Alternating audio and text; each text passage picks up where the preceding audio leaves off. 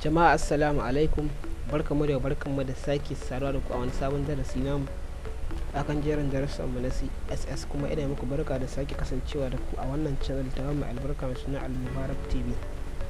Wannan darasi shine darasi na 25, darasi na 24 da ya gabata mun shi ne akan border individual site. Wannan darasi ne kuma insha Allah za mu yi shi akan margin property. Sai dai kafin mu ci gaba, waɗanda ba su yi mana subscribe ba su zo su yi mana, su danna alamar ƙararrawa ta yadda za a dinga sanar da su sababbin darussa da zarar an ɗora. Waɗanda suka yi mana da kuma ku da kuka yi yanzu duka ku daure ku danna alamar liking ta yadda za ku ƙara mana ƙarfin gwiwa, kuma ta liking ne za mu gane darussan da kuka fi so sai mu fi kawo muku su. Wannan shine darasin da muka yi a wanda ya gabata. Za mu goge wannan declaration din, sai mu zo wannan p element mai copy din shi, sai mu zo anan sai mu yi paste din shi. To bari mu rage mai girma, sai mu zo daga nan abun da ya kawo nan kun ga inda ya tsaya, sai mu yi save anan, mu yi save, sai mu zo mai refresh kun.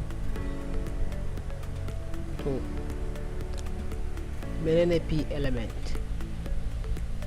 element property? Ana amfani da shi, ko in ce na baka dama ka saka space tsakanin rubutunka daga rubutunka zuwa bangaren dama, ka saka space bangaren hagu, ka saka space sama, space ƙasa, space duk inda ka so da kuma inda kake son saka shi. Abinda za mu yi yanzu, muna da p element guda biyu. A kowane p element muna da class selector. Za mu goge wannan class selector din, kun ga kasance class selector. Shi kuma wannan mai class selector za mu mayar da shi margin, mun mayar da shi margin. Abinda za mu yi a yanzu, za mu kira p element, sai mu yi open and close curly brace. A darasin da muka yi na selector mun ga muku cewa idan ka kira p, to duka wani element da yake dauke da p ko header 1 ko wani tag duka za su dauka abin da ka saka. To yanzu muna so mu ba su background dukan su, sai muka kira p element, sai mu zo a ciki sai mu ce background color, sai mu saka color, sai mu ce light blue,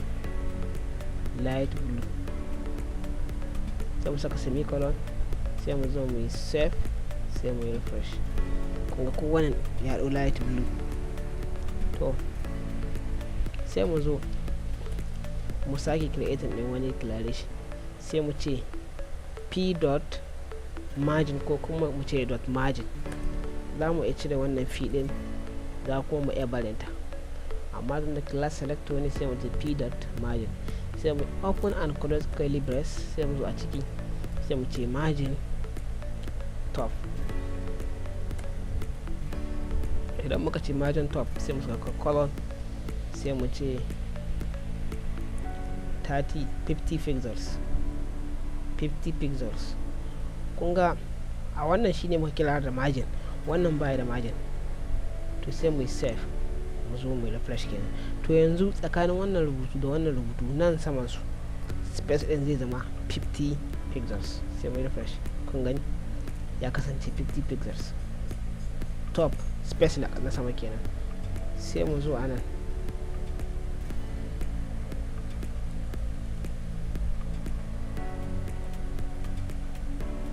sai mu ce margin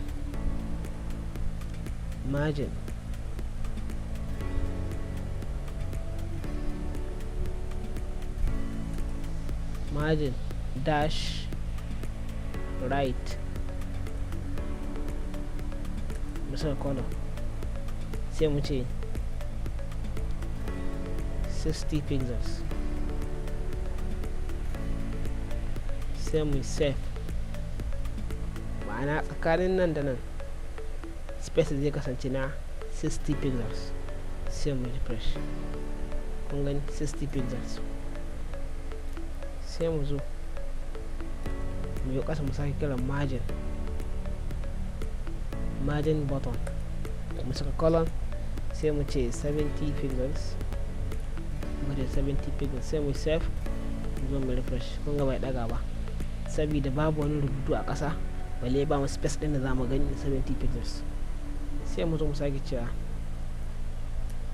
margin left, margin dash left, sai mu saka colon, sai mu ce 80 pixels,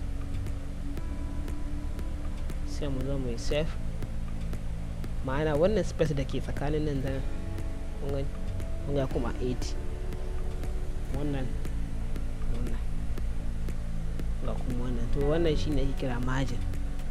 to kuma akwai wani nan mun ce 50 pixels ko gaya, to za mu iya 50%, sai mu zo mu yi save, mu zo mu refresh. kun ga 50%, kun ga ya yi tsayi da yawa. bari mu mayar da shi 20%, sai mu save, mu zo mu refresh. kun ga 20%. to bayan percent kuma akwai em, pixels with em. da zan ce 10 em, sai yanzu in save, yanzu in refresh. kun ga em kuma 10 pixels, sai mu save, mu zo mu refresh. kun ga 10 pixels. shi kuma 10%,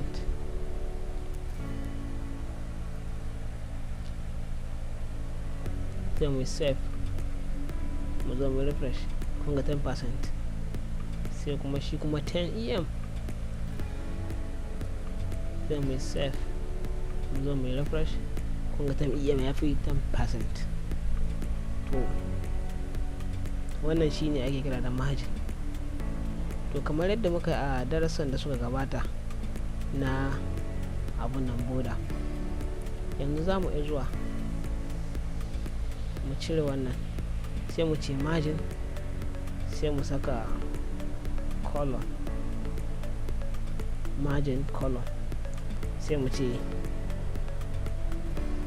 40 pixels, sai mu zo mu save, sai mu refresh. kun gani margin din mu gaba ɗayansa ko ina da ko ina 40 pixels ne, gaba ɗaya margin ya kasance 40 pixels. to za mu iya ƙara ba, sai mu ce 50 pixels, sai mu zo mu save, sai mu zo mu refresh. to abin da su gani yanzu wannan 40 pixels din tsakanin sama da ƙasa muna da 40 pixels. da a ce akwai wani rubutu a ƙasa, bari mu copy din wannan rubutun, sai mu copy din shi,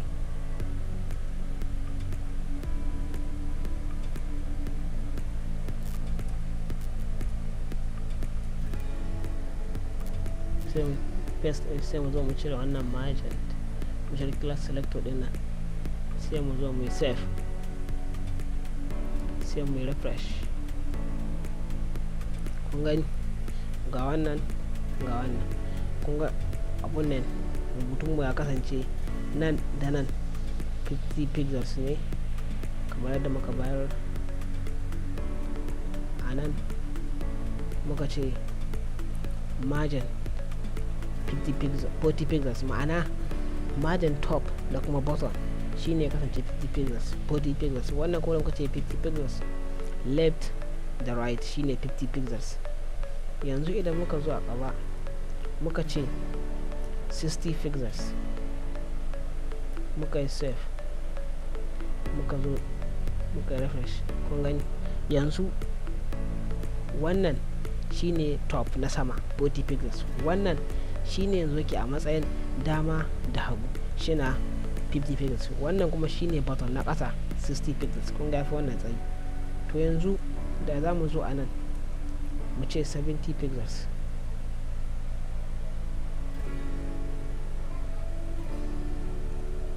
sai mu save, sai mu refresh. Kun gani shi wannan yana 70 pixels, shi kuma wannan yana 50 pixels, shi kuma wannan na ƙasa yana 60 pixels, shi kuma wannan sama yana 40 pixels. yanzu da za mu zo mu ce 10 pixels, sai mu save, mu zo mu refresh. kun gani wannan ya kuma 10 pixels, shi kuma wannan nan da za mu zo mu ce 5 pixels, sai mu zo mu save, mu zo mu refresh. kun ga kuma 5 pixels, shi kuma wannan da za mu zo mu ce